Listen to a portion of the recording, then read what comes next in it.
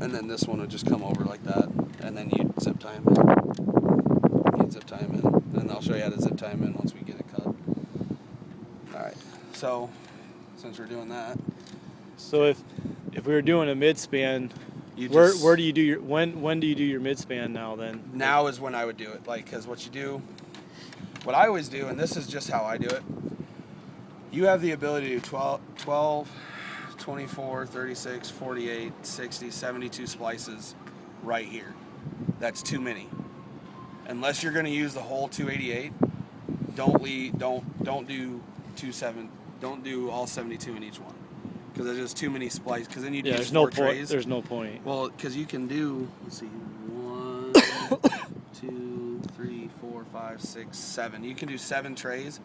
You really only need 4 to do all 288. If you fill them all the way up, why not use 6 and have less splices in it and make it cleaner? So I always take one out if I'm doing the whole 288. I always take the top one out, and then I'd only use these ones right here. And those come out or what? They just pop right out. But then what I always do, and I'll write it on here, but this is what I would write on here. I take my marker. I have it on here?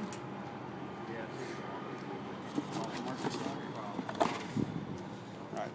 Anyways, what I would do is, once I knew what I was going to do, like right here, we talked about using 288 and going down on the line. So what I would do, and I'd write it right here, is I would write, the CO fiber number, which is CO 288, 288, like it'd be the bank drop, however you guys are going to decide to label it, but CO fiber 288 to the bank drop. Okay, so then you know that if you're looking, and then if you write it out right, and then as you're splicing, you do those ones first. When you put it back on top, they can look in here and see. And here that we have so much room. There's only gonna be 3 drops in here, so we could put a drop here, drop here, and a drop there. And you can mark it, and then that way, whoever gets in to splice this again, or if you ever have trouble, you can look right here and you say, oh, well, this is fiber 288. Well, yeah, it's the aqua color. Oh, well, and then you go to the drop, and then that's just an easier way to. It's an easy way to look at it. And then it helps for like let's say you get to this block, you got a branch off. You got 36 fibers going west or east, whichever direction.